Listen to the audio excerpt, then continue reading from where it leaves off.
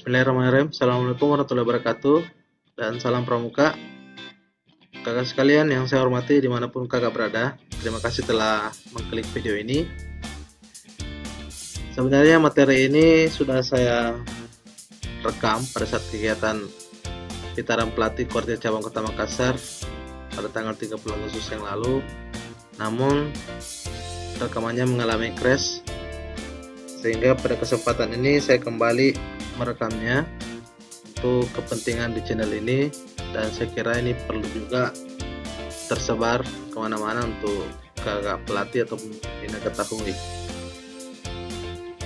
Untuk materi yang saya sampaikan ini kakak bisa download di deskripsi video ini atau dengan mengetikkan link yang terdapat pada pojok kiri atas. Nah, kemampuan IT seperti apakah yang dibutuhkan oleh pelatih pembina maupun pembina dalam kegiatan kepramukaan? Yang pertama adalah kakak pembina atau pelatih harus bisa melakukan sharing file dengan menggunakan penyimpanan di awan atau cloud storage.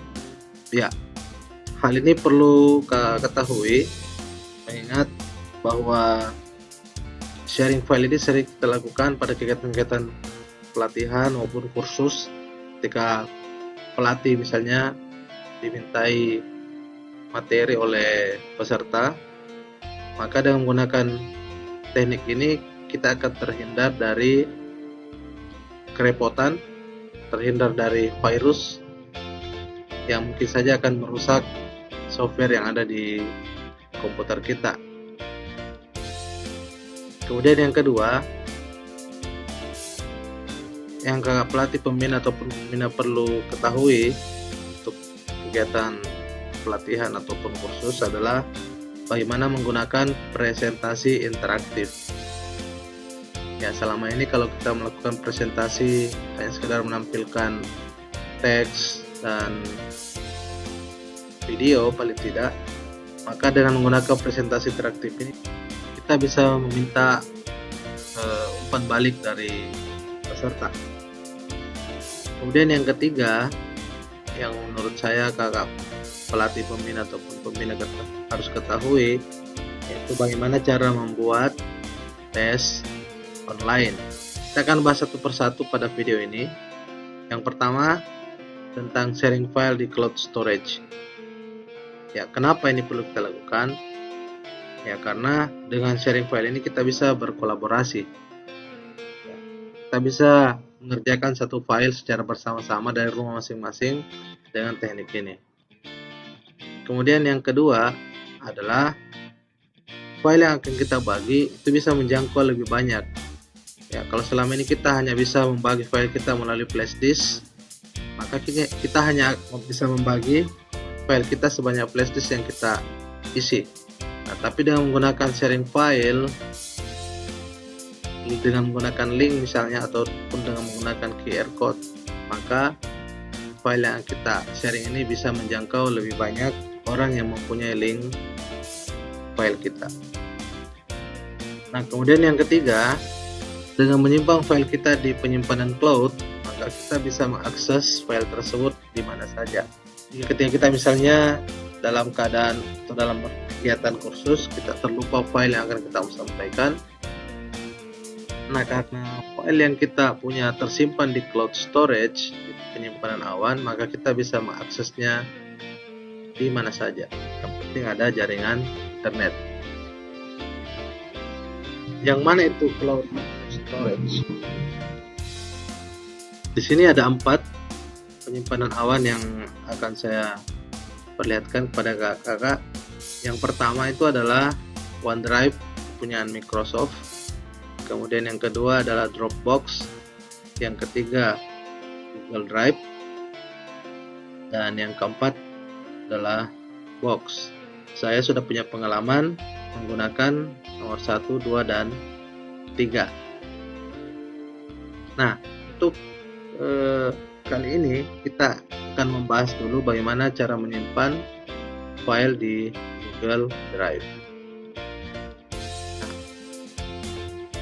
Nah, ada beberapa langkah-langkah yang harus kita lakukan untuk bisa mengakses penyimpanan cloud di Google Drive ini, yang pertama kita harus punya akun Google. Apabila kakak belum punya, kita mendaftar saja dan mengklik sign up. Kemudian bagi yang sudah punya tinggal kita klik sign in. Ya, nah, tampilannya seperti ini. Ketika kita buka di browser, maka ketika kakak sudah punya akun Google, nah, tinggal mengisi di sini. Dan bagi yang belum punya akun Google, buat dulu dengan mengklik create account. Nah, bagi yang sudah, tinggal memasukkan emailnya, kemudian klik next dan ketikkan password. Nah, setelah itu kita sudah akan masuk ke halaman akun kita, ya. Kemudian bagi yang baru mau buat, masukkan nama, kemudian ketik username. Nah, username inilah kemudian nanti akan menjadi email kita, dan ini harus diingat. Passwordnya juga harus diingat. Lakukan terus sampai muncul akun Google kita. Selanjutnya, yang kedua yang harus kita lakukan adalah kita membuka Drive.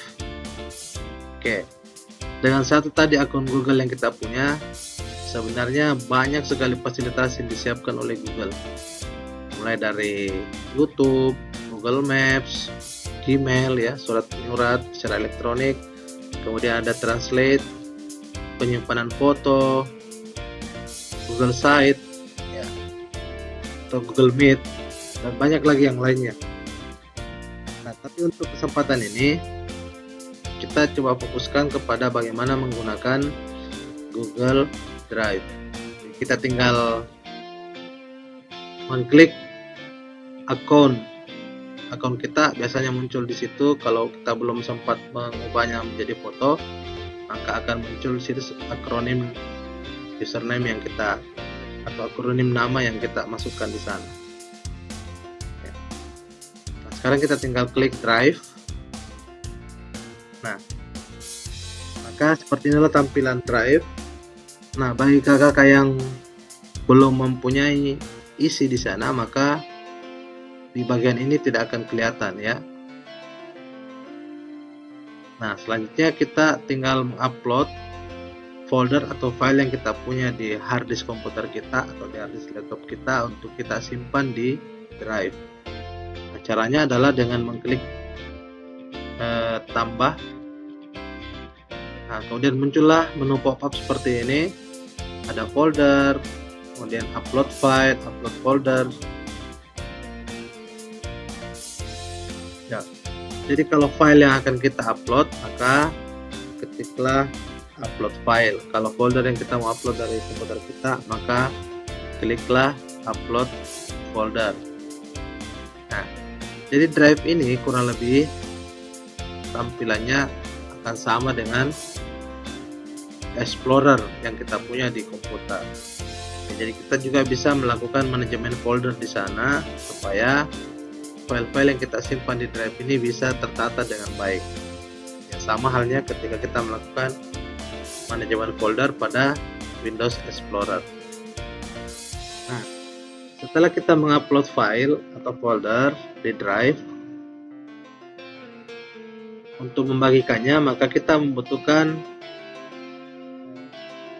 selanjutnya untuk sharing, ya.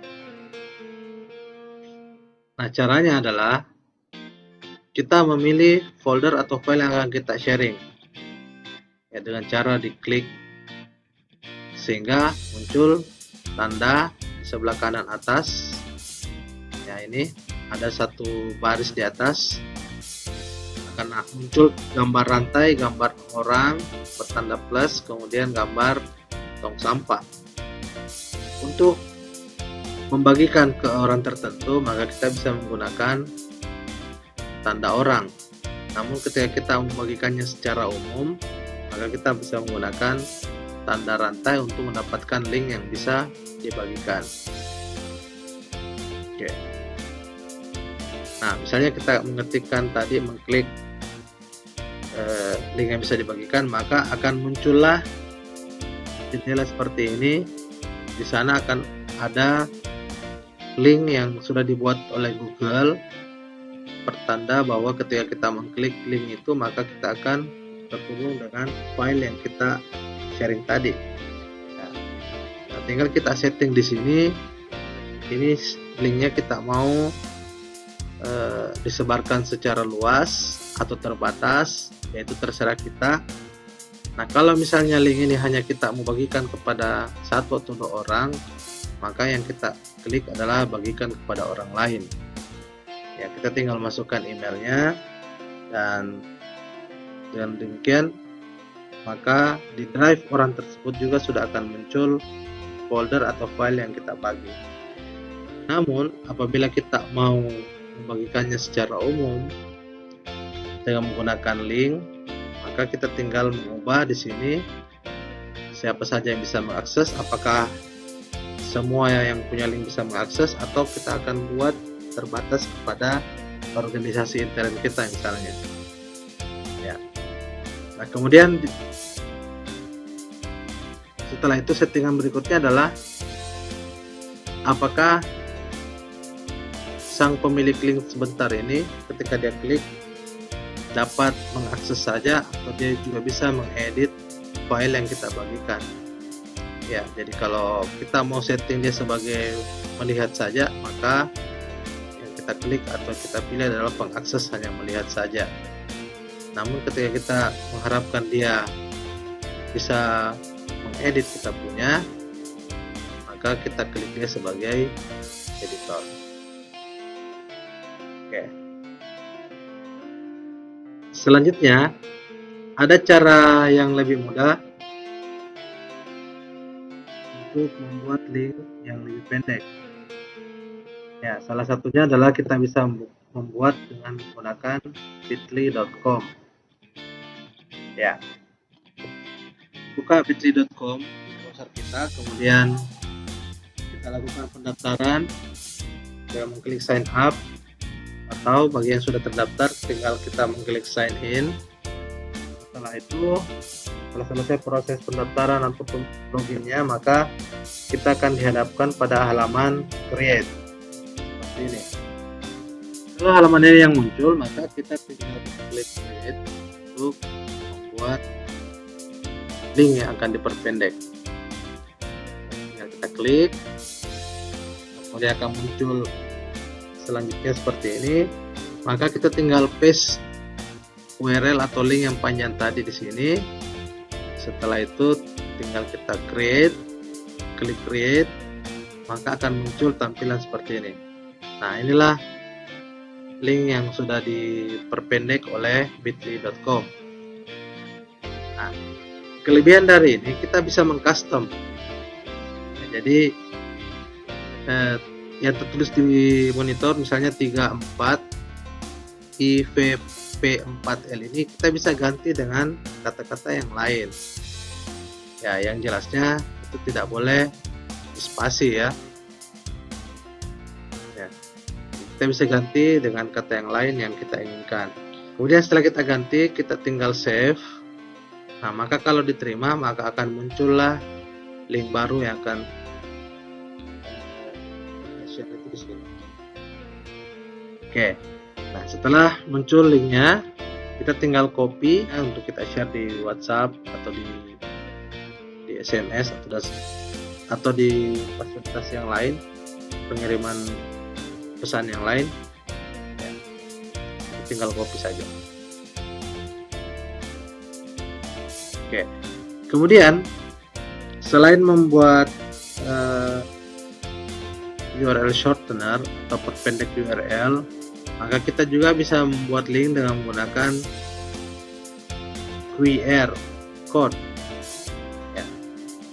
Nah, salah satu penyedia yang bisa kita akses adalah QR code generator. Ya, jadi kita tinggal membuka di browser QR code generator, ya. Kemudian setelah kita ketikkan, maka akan muncullah halaman QR code generator. Tinggal kita klik sehingga kita bisa langsung membuat di sana, ya, seperti ini. Nah, kalau misalnya yang kita buat itu adalah URL, maka pilih ya URL. Kalau yang kita buat adalah teks bebas, maka kita pilih teks bebas. Ya.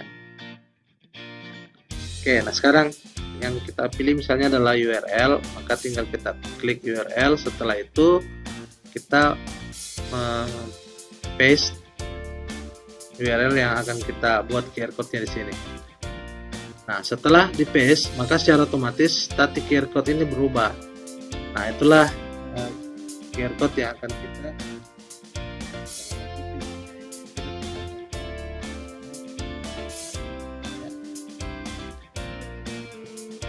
untuk membacanya kita perlu QR code scanner atau QR code reader. Kita tinggal ketikkan saja di Play Store QR code scanner atau QR code reader. Banyak sekali di sana. Kita tinggal pilih salah satunya untuk kita jadikan pembaca atau scan dari QR code yang sudah kita buat. Nanti kita akan buat satu video tersendiri untuk mempraktikannya. Kemudian kita lanjut ke materi yang kedua adalah tentang presentasi interaktif. Nah, banyak sekali presentasi interaktif yang kita akses. Kita fokus dulu kepada bagaimana menggunakan presentasi interaktif dengan menggunakan Mentimeter. Ya. Kita tinggal mengetikkan di address bar di browser kita, yaitu mentimeter.com. Setelah itu kita memilih sign up apabila kita belum terdaftar dan memilih login apabila kita sudah terdaftar sebelumnya. Ya, seperti ini langkah-langkahnya. Ketika kita sudah mengetik mentimeter.com, maka akan muncul halaman Mentimeter. Tinggal kita memilih sign up atau login. Sign up bagi yang baru mau mendaftar, login bagi yang sudah punya akun di Mentimeter. Nah, kalau kita sudah sign up ataupun selanjutnya kita bisa login, maka akan muncul halaman presentasi seperti ini. Buat presentasi baru, ya, new presentation. Nah, selanjutnya setelah kita mengklik itu, maka kita dihadapkan pada jenis presentasi yang akan kita pilih. Nah, di sini ada tipe multiple choice, ada juga menggunakan word cloud, open ended, ada juga menggunakan skala, ranking, Q&A, dan sebagainya. Nah, cuma karena ini sifatnya free, maka Mentimeter hanya menyiapkan 2 slide kita gunakan secara gratis. Jika kita menghendaki peserta atau siapakah nanti sementara yang kita ajak join di Mentimeter ini untuk memilih jawaban, maka kita gunakan multiple choice. Nah, kalau misalnya kita menginginkan peserta untuk mengetikkan satu kata, maka akan muncul seperti ini. Nah, setiap kata yang dipilih paling banyak oleh peserta itu maka akan semakin besar hurufnya. Kemudian open ended ini gunanya adalah untuk menjaring kalimat dari peserta yang akan disimpan dalam bentuk bubble seperti ini. Kalau skala ini skala Likert, kita bisa gunakan skala Likert. Dan ranking bisa kita pilih, misalnya kalau dalam pemilihan ini bisa kita gunakan ranking. Jadi semakin banyak yang memilih, maka dia akan semakin panjang barnya, ya, seperti itu. Kakak tinggal coba saja. Nah, setelah kita pilih jenis presentasinya, maka kita tinggal menjalankan presentasi. Ya, dengan mengklik present akan muncul kode yang diikuti oleh orang yang kita akan ajak lihat presentasi interaktif yang kita. Oke. Ya, nanti juga ini kita akan praktekkan dalam video tersendiri bagaimana menggunakan Mentimeter Oh. Kemudian materi yang ketiga yaitu tes online. Ya, tes online ini juga banyak yang bisa kita pilih. Namun pada video kali ini atau pada materi kali ini kita akan membahas tentang quizzes. Nah, bagaimana mengakses quizzes? Ya, langkah-langkahnya sama dengan yang sebelum-sebelumnya. Maka kita perlu mengetikkan di address bar yaitu quizzes.com. Nah, setelah itu, setelah dicari maka akan muncullah website yang kita maksud. Kalau kita klik sehingga akan muncullah halaman pertamanya. Ya. Nah, di sini ada 3 pilihan. Ya, apakah join game, login atau sign up. Join game kita klik apabila kita sebagai peserta dari suatu permainan atau kuis orang lain. Maka kita tinggal mengklik join game. Tapi apabila kita hendak membuat kuis sendiri, maka kita perlu sign up, mendaftar terlebih dahulu. Ya, dan bagi yang sudah terdaftar tinggal klik login. Ya.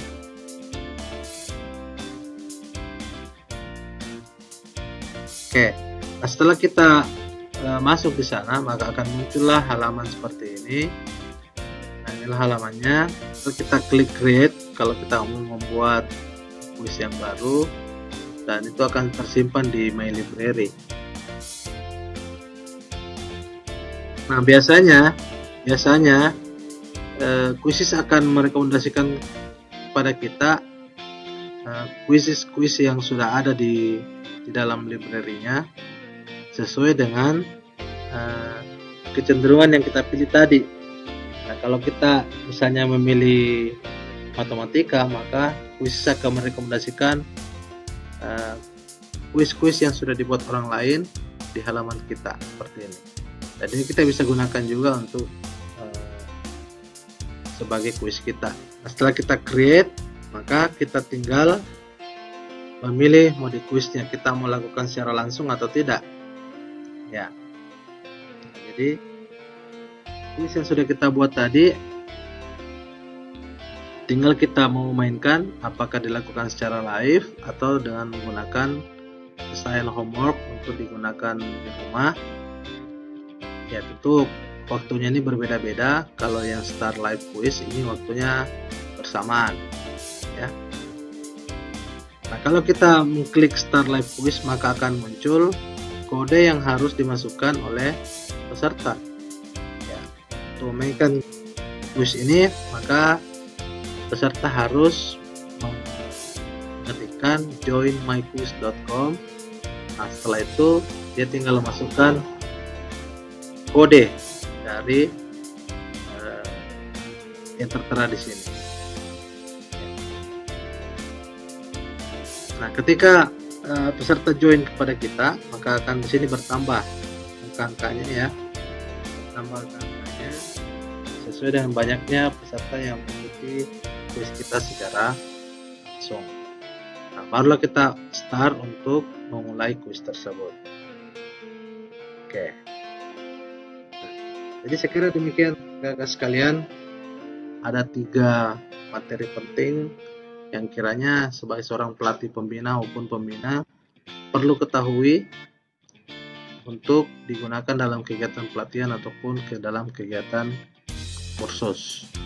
Terakhir, kakak bisa mendownload materi yang saya sudah tampilkan linknya di sini dan QR code-nya. Silakan untuk kenang-kenangan dari saya. Terima kasih sudah menonton video ini, Kak. Silakan di like jika suka, di dislike jika tidak suka, disebarkan jika ini bermanfaat bagi kakak yang lain, dan jangan lupa di subscribe untuk mendapatkan update video-video saya berikutnya. Terima kasih. Assalamualaikum warahmatullahi wabarakatuh.